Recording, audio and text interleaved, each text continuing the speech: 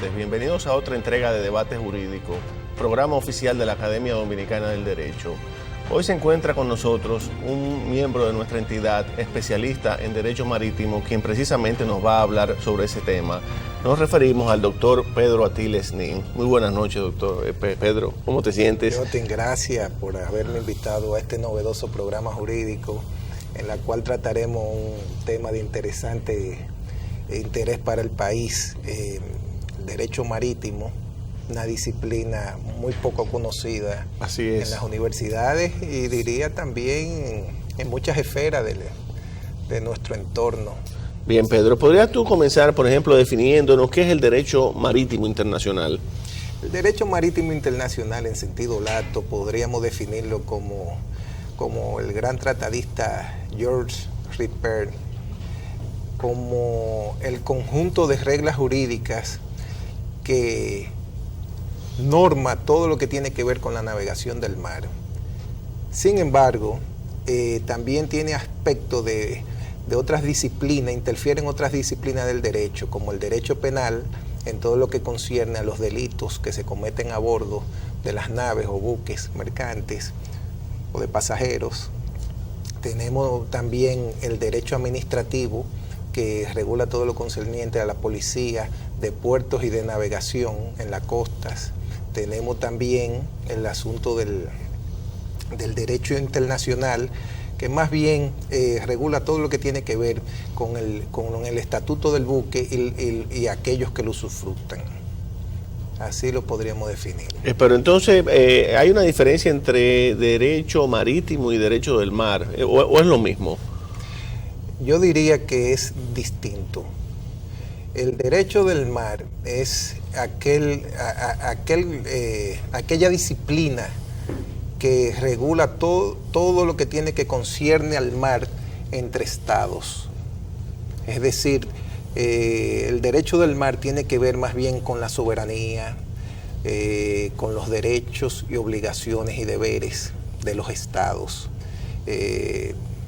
A grosso modo podemos señalar también aspectos de la misma navegación, de la delimitación de nuestros espacios marítimos.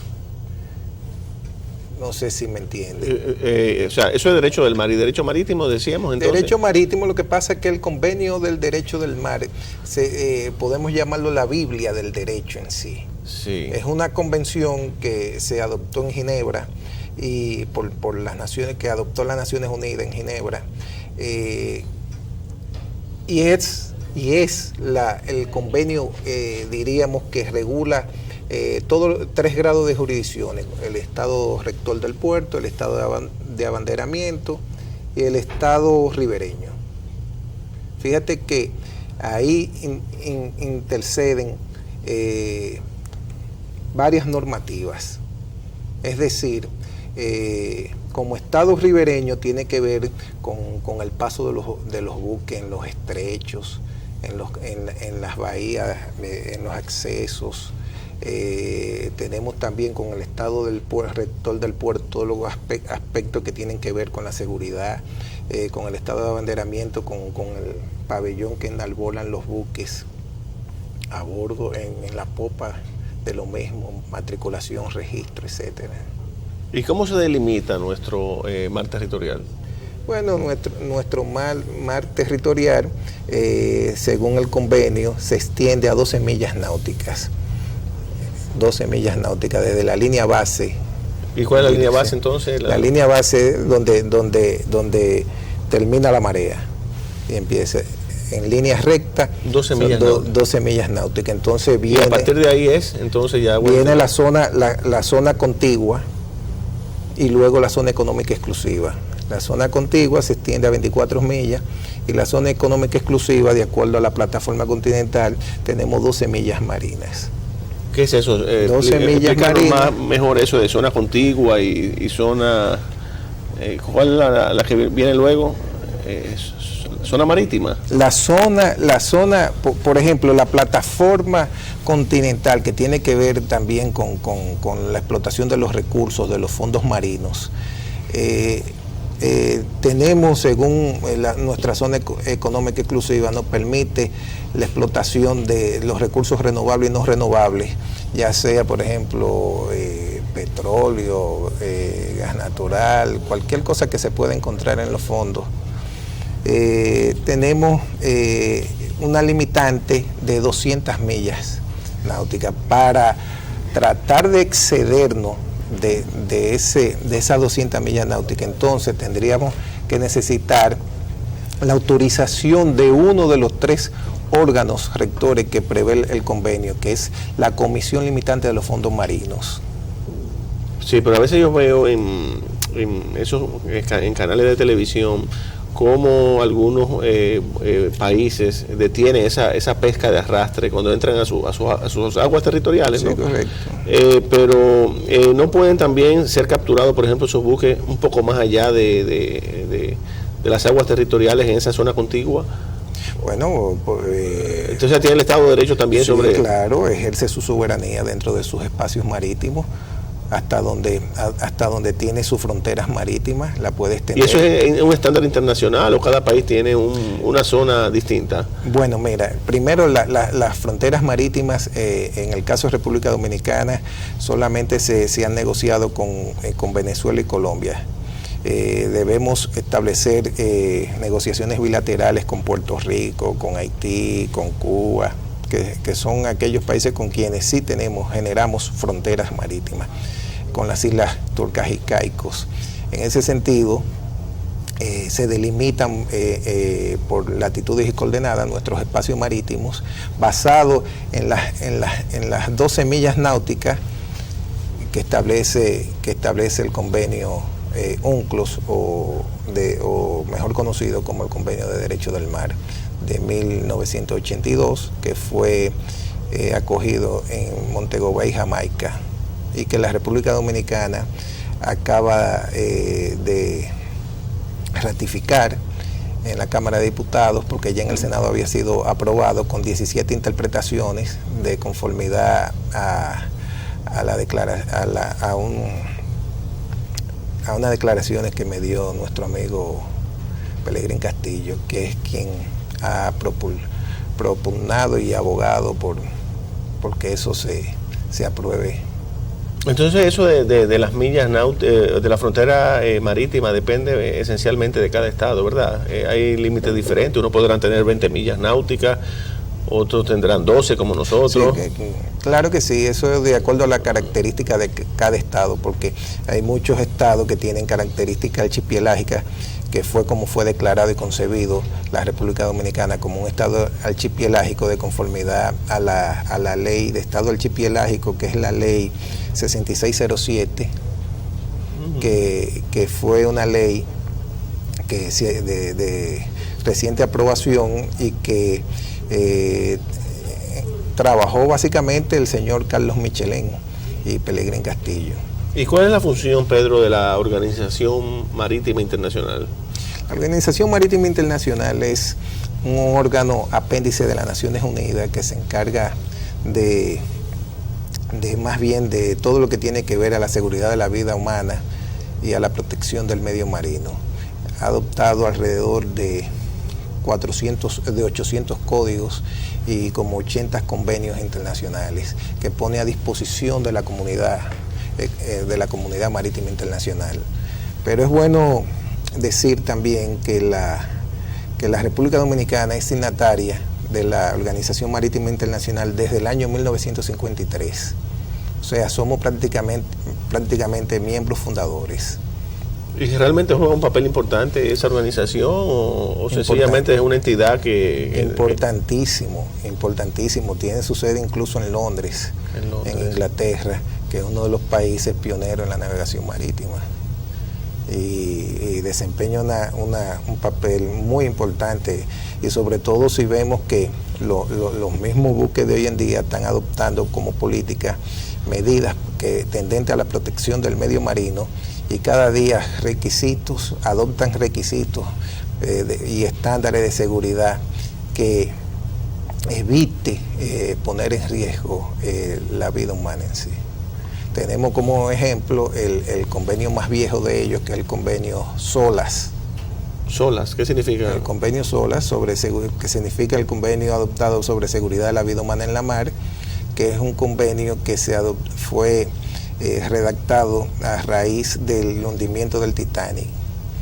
Recuerda que cuando el Titanic sufrió el accidente con el iceberg, eso se debió básicamente a que el vigía, al quedar dormido, no pudo percatarse del pedazo de iceberg que venía a la deriva. Sí. Entonces, cuando dio aviso el capitán, ya era muy tarde, y cuando empiezan a desembarcar a los tripulantes y pasajeros, resulta que los botes que se prestan, que se utilizan para el salvamento en sí, no eran suficientes por un asunto únicamente de vanidad, para no afear el paseo matinal de los pasajeros de primera clase. Okay. Entonces, a raíz de ese hundimiento es que se empieza a legislar a nivel internacional, y la OMI recoge todos los antecedentes en ese sentido y redacta el convenio de SOLAS sobre la seguridad de la vida humana en la mar. Yo diría que... O sea que cada barco debe tener suficientes embarcaciones, ¿verdad? Para caso de un accidente similar, poder toda la tripulación... Sí, de acuerdo a la capacidad de pasajeros que tenga. De acuerdo a la capacidad. Sí, que tenga para salvaguardar las vidas. Por eso es raro que en accidentes marítimos, ¿verdad? Se pierdan vidas. Se pierdan, sí, es muy raro. Pero, es raro. Pero en la mar todo puede suceder. Sí, salvo el caso así del Titanic. Hace unos años hubo uno en Europa, en un crucero que iba por Grecia, pero afortunadamente no hubo víctimas fatales. No sé si recuerda ese incidente. Sí, lo recuerdo como no era, y era un ferry, me parece. Era un ferry, algo así, exacto. Sí, sin embargo también tenemos problemas y accidentes, naufragios, o mejor conocido como naufragios. Tenemos el caso también del Prestige, que era un buque de bandera de Bahamas, de matrícula de Bahamas, que transportaba 77,000 toneladas de fuel oil, y que naufragó en la costa cerca de la costa de Galicia, en España, y afectó las aguas tanto de España como de Portugal y Francia. Exactamente, que hubo que todavía se está discutiendo y se está peleando en tribunales incluso americanos. Y exactamente, ¿y qué se ha hecho? ¿Qué medidas se han adoptado para evitar, por ejemplo, esos transportes que se hacen por mar, no solamente de fuel oil, sino también de materiales nucleares, que son sumamente peligrosos, que siempre cuando un buque que contiene un material así peligroso, siempre se originan controversias sobre cuál va a ser la trayectoria de ese barco, porque nadie quiere que le pase cerca, por si acaso hay una catástrofe, un hundimiento o algo similar. ¿Qué se ha hecho? ¿Cómo se rige ese tipo de asuntos, verdad? La trayectoria de los barcos que contienen así materiales peligrosos. Hay convenios que se ponen a la disposición de la comunidad marítima internacional, y aquellos que desean formar parte de ese convenio tienen toda la libertad, y ese convenio establece las normas de cómo se le va a permitir el paso a ese tipo de embarcaciones que transportan artefactos nucleares o radioactivos, etcétera. Hay convenios, entonces. Hay convenios internacionales en ese sentido. Sí, pero aún así hay países que no quieren que le pase ni siquiera cerca de sus costas, precisamente por el peligro que eso representa. Bueno, ellos pueden establecerlo dentro de su marco jurisdiccional, dentro de su competencia jurisdiccional, pero el paso inocente no lo pueden prohibir. Ok, bien, Pedro, con tu permiso vamos a la primera pausa de nuestro programa. Bien, amigos televidentes, retornamos en breve.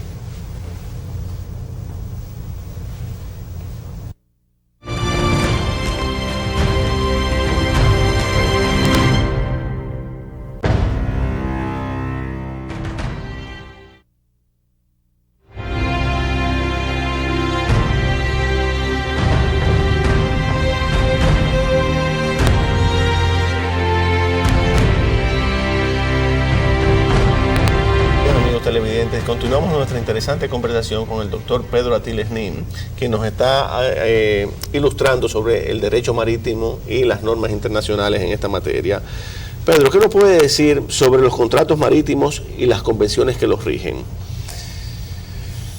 Bueno, los contratos marítimos realmente podemos citar en particular dos: los conocimientos de embarque, que son los llamados Bill of Lading, que están regulados, son contratos de adhesión, que detrás tú ves una letrica pequeña que es difícil de visualizar. Exacto. Que es lo que llamamos la famosa cláusula Paramount o cláusula principal, sí, que están regidas de conformidad a dos convenios. A dos convenios que ponen a disposición de la comunidad marítima internacional aquellos países que se han acogido, por ejemplo, a las reglas de la Haya-Visby de 1924 y su protocolo adicional de 1968-69,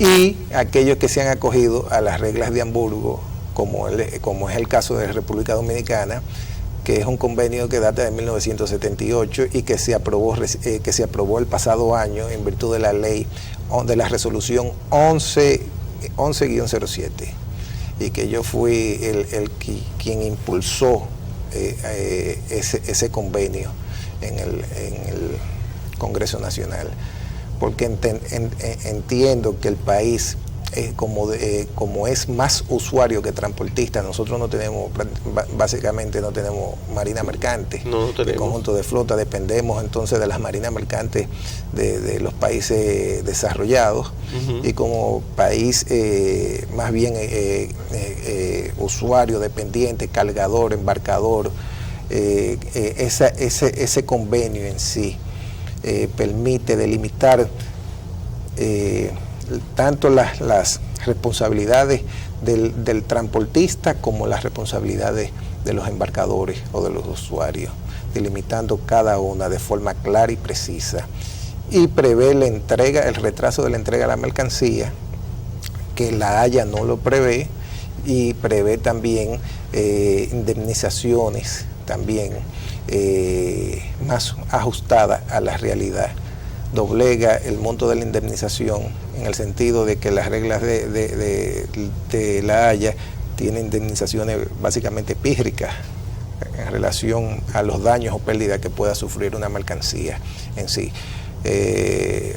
Por ejemplo, se te hunde un contenedor, o hay una avería gruesa y hay que salir de ciertas mercancías. Eso de arrojarla por la borda de un barco para prevenir un accidente o que el barco se hunda. Por ejemplo, las reglas de la Haya de rezarse con un monto que muchas veces no te permite reponer la mercancía.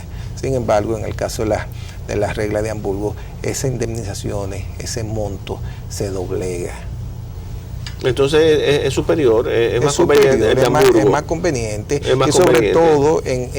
sobre todo más ajustado a la realidad que vivimos hoy en día. Las reglas de la Haya en 1924 fueron redactadas por comerciantes marítimos, cuando lo que se utilizaban eran vapores y muchas goletas. Pero ya hoy día balandras. Ya hoy día los buques son de tamaños inmensos. Son buques que han desarrollado una velocidad muy superior a los 12 nudos llegando hasta 18 nudos y más. Y sobre todo, el contenedor revolucionó la industria del transporte, haciéndolo más efectivo y más seguro. Y la regla de Hamburgo precisamente prevé el transporte de mercancías sobre cubierta. Hay que señalar que quien inventa el contenedor es precisamente Malcolm McLean, un americano, dueño de la compañía Waterman Steamship, que en el año 1900 58, abril del 58, uno de sus barcos sale de New Jersey hacia Houston con contenedores encadenados.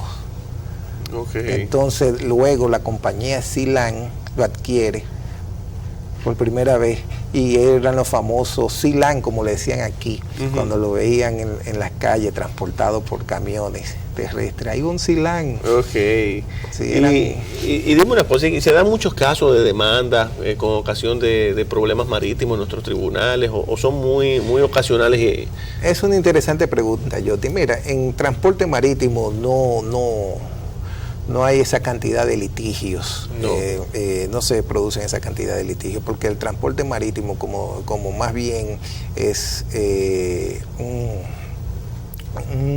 diríamos un sector clave dentro de la compra y venta internacional que se hace. Es prácticamente un matrimonio que tiene el transportista con el usuario.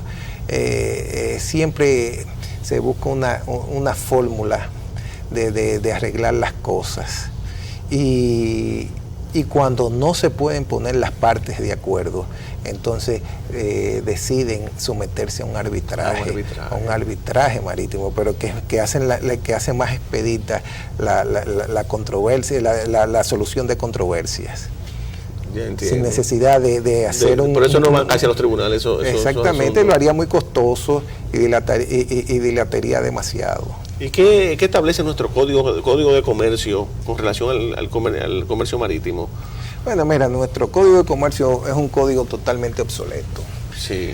Recordemos pues que el código de comercio en República Dominicana data de 1850 y que el código de comercio es prácticamente nuestro, es una adaptación del Código de Comercio de Francia. De Francia, claro. Que es de 1808 y que en el libro segundo recoge todo lo que tiene que ver al comercio marítimo, pero que imagínate tú, son basados en las ordenanzas de Colbert, sí, de cuando del rey Luis XIV, y esas ordenanzas, muy buenas en sí, fueron mutiladas y fueron así llevadas al Código de Comercio.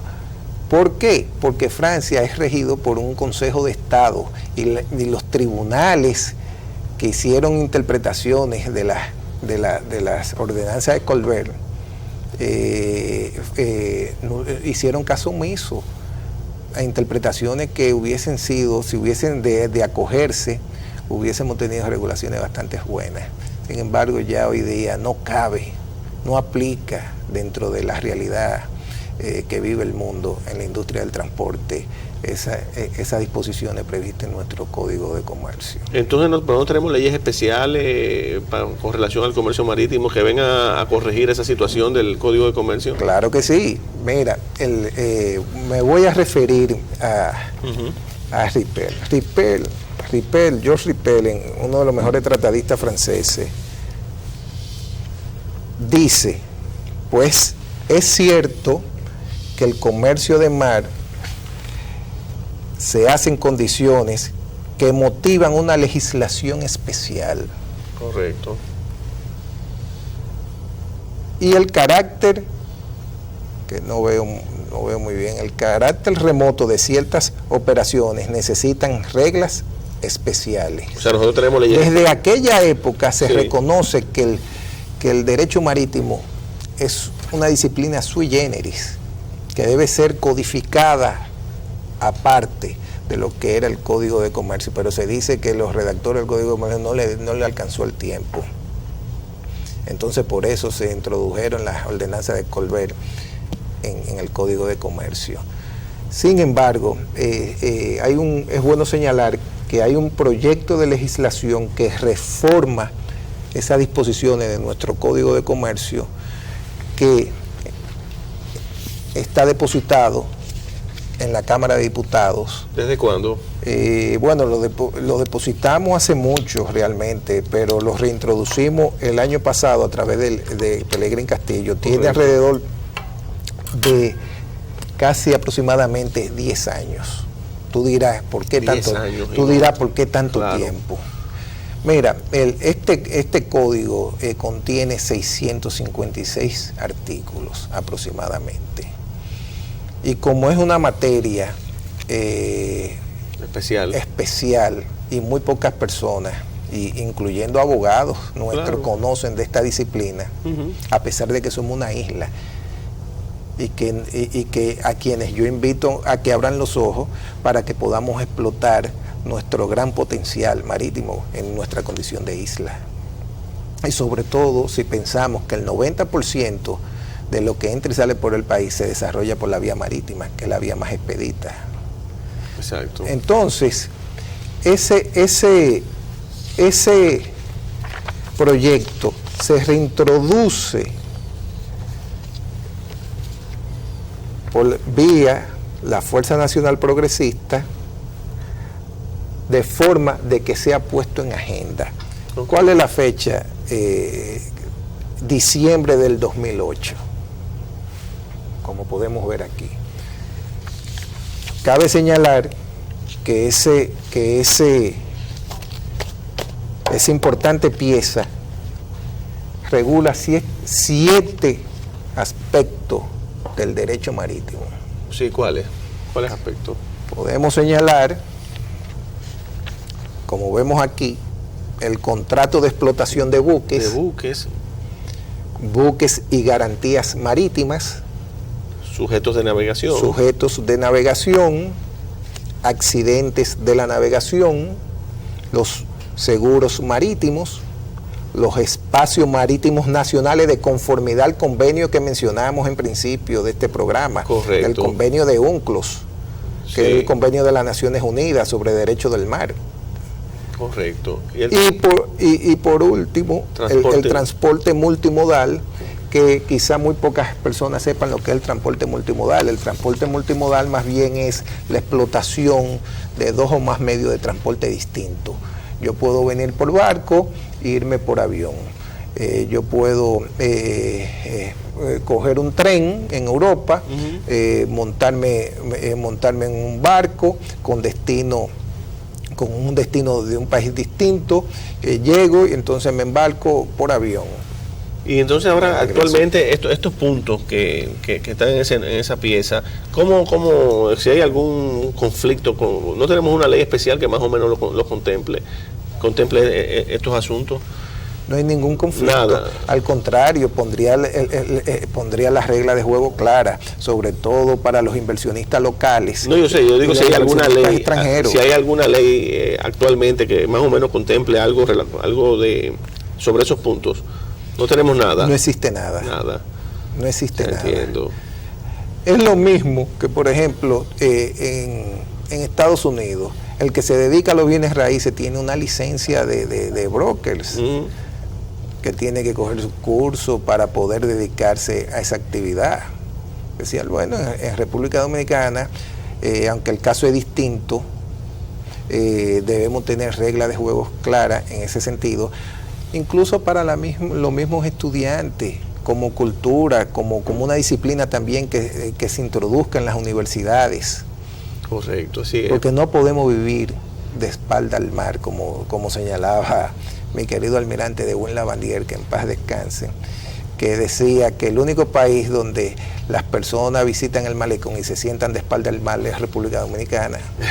Entonces debemos despertar y cambiar esa cultura. Sin embargo, el comercio marítimo no se ha visto afectado por esa disposición. El comercio marítimo es uno de los sectores menos regulados. Y en Estados Unidos por igual. En Estados Unidos lo que se implementa es la desregularización del sector. Sin embargo, eso no lo acentúa, no lo hace acreedor de no ser regulado. O sea, se necesitan reglas mínimas.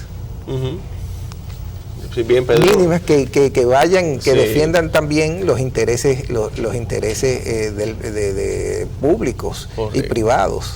Bien, Pedro, con tu permiso vamos nuevamente a una pausa comercial. Retornamos en breve, amigos televidentes.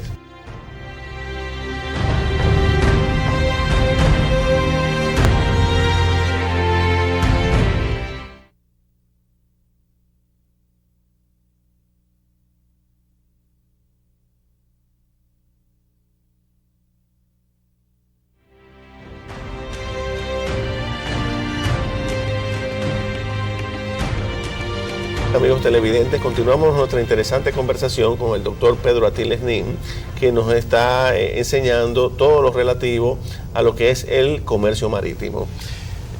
Bien, Pedro, háblanos un poco ahora de nuestros puertos, cómo se rigen, los más importantes y ese tipo de cosas. Te voy a hablar de los puertos, pero antes quería agregar del tema anterior que faltó citar los charter party.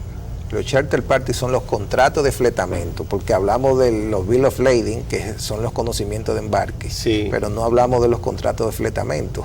Los contratos de fletamento, para hacerlo de una forma llana y que el televidente me pueda entender, lo voy a resumir de la siguiente forma. Es el alquiler de una embarcación puesta a disposición de un arrendatario. Entonces, el arrendatario, que es quien alquila el buque, es el fletante. Es el fletante. Y el fletador viene siendo prácticamente el inquilino. Pero ¿qué pasa? Muchas veces el fletante no es el dueño del buque. Es un transportista, pero se les reconoce como el transportista efectivo. Y esos fletamentos se utilizan por tiempo o por viaje. Yo te puedo arrendar una nave, un buque, donde el fletante, que es el transportista efectivo, mantiene la gestión náutica y la seguridad del buque y los tripulantes, y el fletador, o sea, el inquilino, se encarga de la gestión comercial. No sé si... Más o menos, es como un contrato tripartito, ¿verdad? Entre tres... Puede ser tripartito como puede ser bipartito, independientemente, porque hay empresas armadoras que pueden arrendar su buque, hacer un charter party directamente. ¿Y se da mucho eso en la práctica? Bueno, claro, incluso en la explotación de los contenedores también. Tenemos, por ejemplo, la póliza de fletamento box time, que es por tiempo, y tenemos la póliza de fletamento, pero eso en el caso de los contenedores, y tenemos también la póliza de fletamento higher slot, que es más bien por viaje, que se hace, es un arrendamiento de un espacio parcial del buque, no total, parcial. Lo que llamamos, esos espacios se llaman células, porque hay buques que le dicen los buques celulares, que tienen espacios como, alquilado a diferentes personas. Vamos a decir, espacios como si fueran bodegas donde se van colocando los contenedores. Y tú puedes subarrendar uno de esos espacios. Entiendo. Para explotarlo con clientes distintos. Eso lo utilizan mucho, esa modalidad es muy explotada por los consolidadores de carga, sobre todo en los arreglos y los acuerdos que hacen con los transportistas, con las compañías, los grandes consorcios marítimos. Pero es para negociar tarifas. Un negocio muy especializado. Muy especializado. Hay que saber. Y sobre el asunto de nuestros puertos y el estatus de los mismos. Mira, yo en materia de infraestructura portuaria, yo diría que hemos revolucionado, hemos avanzado si lo visualizamos de esta forma. Tenemos, por ejemplo, el puerto privado de última generación que yo llamaría que es el puerto de Caucedo. Boca Chica. Es un puerto especializado únicamente para contenedores. Y tenemos el puerto de Jaina, que es un puerto estatal, pero concesionado al sector privado, que lo administra la compañía Jaina International Terminal, que recibe carga de contenedores, pero también carga suelta, entre otras. Pero los puertos regionales, algunos puertos regionales, han ido muriendo. Tenemos el caso de San Pedro, tenemos el caso de Barahona, tenemos... ¿Y eso por qué? Porque se han quedado detrás. Son puertos, como el caso de San Pedro, que datan del siglo XIX, que con la construcción del puerto de Heineck y la explotación ya que tenía el puerto de Santo Domingo de siempre, dejó de ser útil, porque la gran concentración de habitantes está aquí en la capital. Influye mucho la cercanía. Entonces, ¿qué pasa? Para que un puerto tenga utilidad, necesita generar suficiente volumen de carga. Por ejemplo, para que en el caso de San Pedro necesitaría generar, por ejemplo, operadores de terminales energéticas. Tenemos, acuérdate, la Sultana del Este operando allí. Tenemos Cemex, una compañía cementera. Pero también se pudiera en un futuro tal vez lejano articular empresas agroindustriales, quizá plantas industrial en sí, dedicada a la manufactura, otra que permita desarrollar un volumen de carga suficiente para que los barcos, porque los barcos van donde hay carga. Entonces, pero la importancia de un puerto está en función de los habitantes, ¿verdad? Que hayan ¿verdad? Cercanos a ese puerto. Lógico, la vida socioeconómica de un pueblo, de una nación, entra por los puertos. Es la antesala. ¿Por qué? Por ejemplo, el puerto de... ¿Por dónde llegó Colón?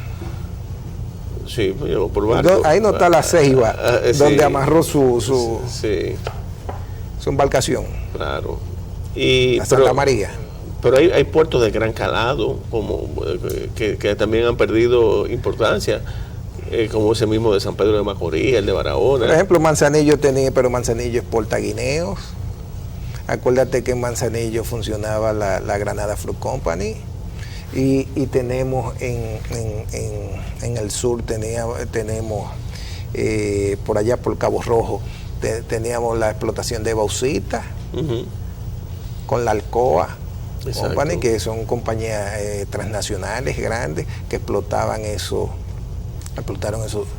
por muchos años. En Barahona tenemos la explotación del yeso, tenemos exportaciones de azúcar, tenemos exportaciones de arena, gravillas, entre otras cosas. ¿Entonces qué puede decirnos de la industria marítima en sentido general? Mira, que también contamos con puertos turísticos para el desarrollo del turismo de cruceros. Tenemos recién...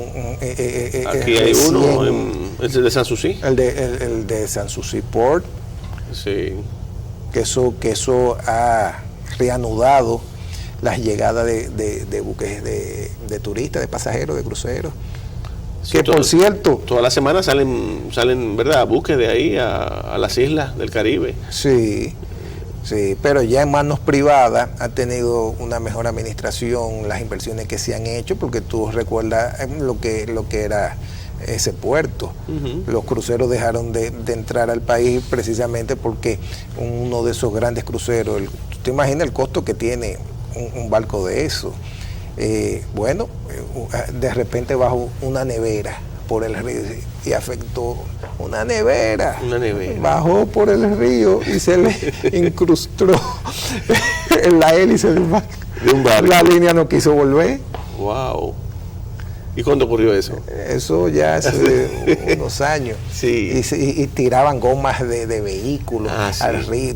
Eso fue un desastre. Animales muertos, de todo. Exactamente. Tú te podías dar cuenta de eso por el dragado del río, del puerto en sí. Así es. ¿Y qué líneas marítimas importantes tocan nuestros puertos y quiénes las representan? Mira, República Dominicana recibe más de 40 líneas marítimas que tocan los puertos nacionales. Más de 40. Más de 40. Y yo diría que hoy día el empresario dominicano debe aprovechar esta crisis mundial a la que no es ajena la industria del transporte para concertar mejores precios, mejores fletes, sobre todo para los rubros que dirigido a la exportación de República Dominicana, porque hay un sobretonelaje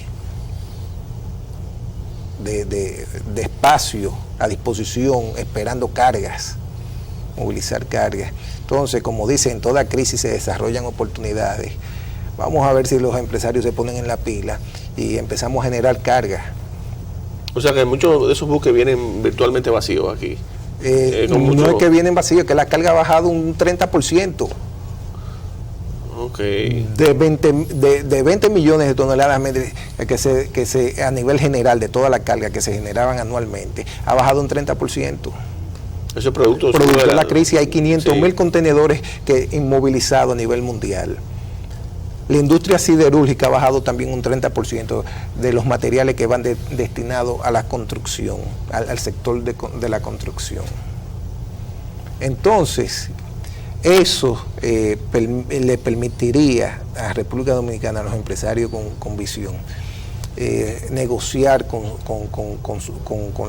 las empresas que utilizan, las líneas que utilizan, concertar acuerdos, mejores tarifas, mejores precios, porque eso es como un matrimonio.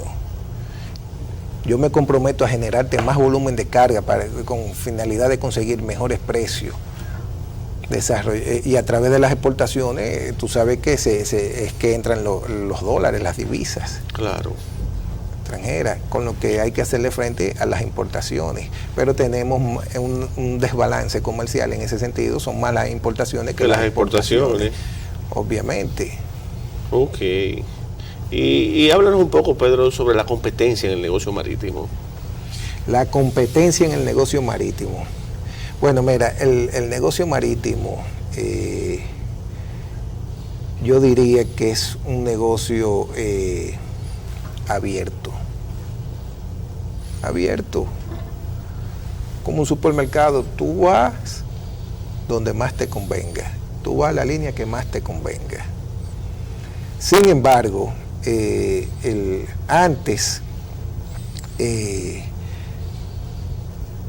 la intervención estatal no era muy acentuada, hasta tanto que se produjo en una época, ya diríamos que remota, se produjo un dominio, una monopolización de las líneas, de las rutas, del tráfico en sí.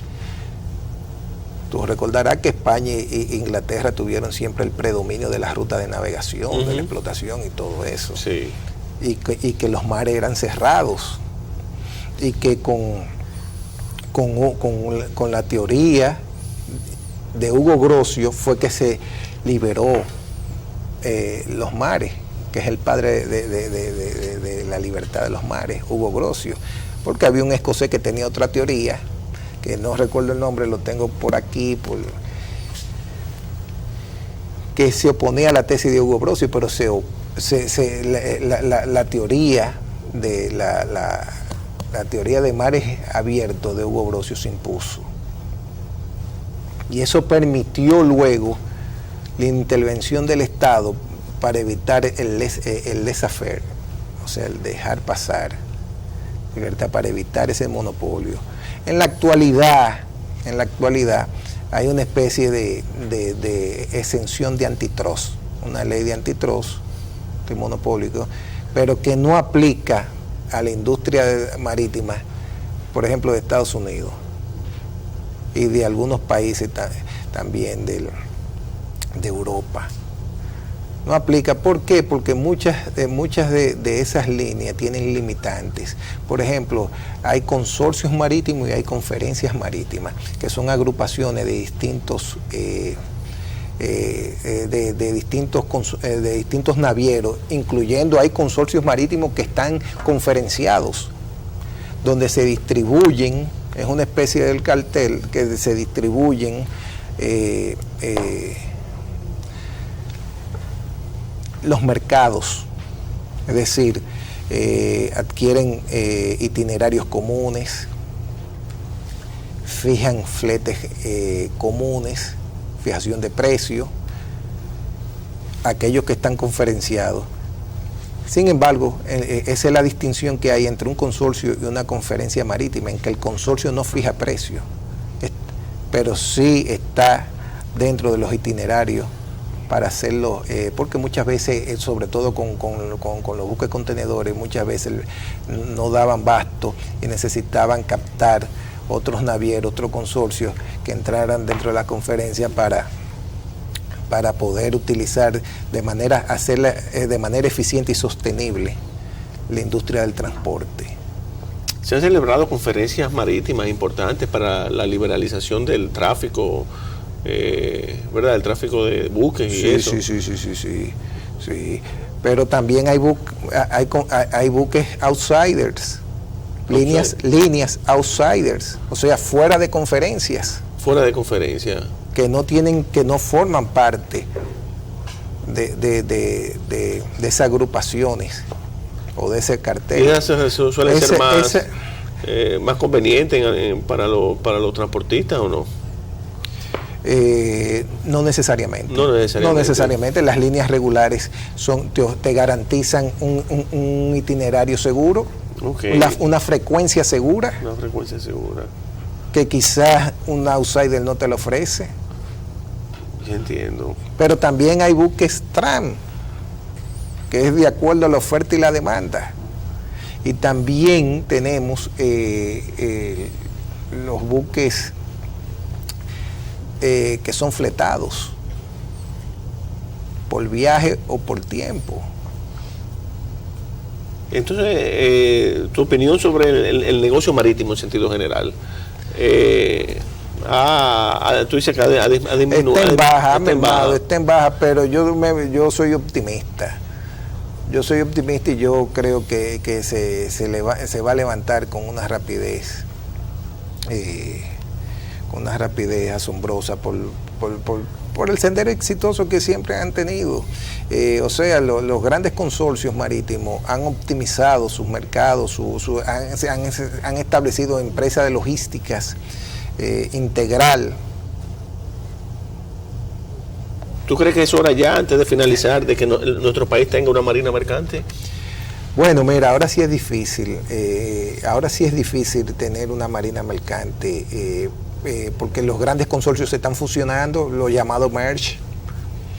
¿Qué si pudiéramos quizás hacer para obtener quizás una pequeña marina mercante? Quizás establecer un estado de abanderamiento, otorgando incentivos fiscales y laborales, como es el caso de Panamá, Liberia, Bolivia, Bahamas, y tendríamos que legislar para eso y empezar a trabajar en ese sentido, si se quiere tener alguna flota significativa.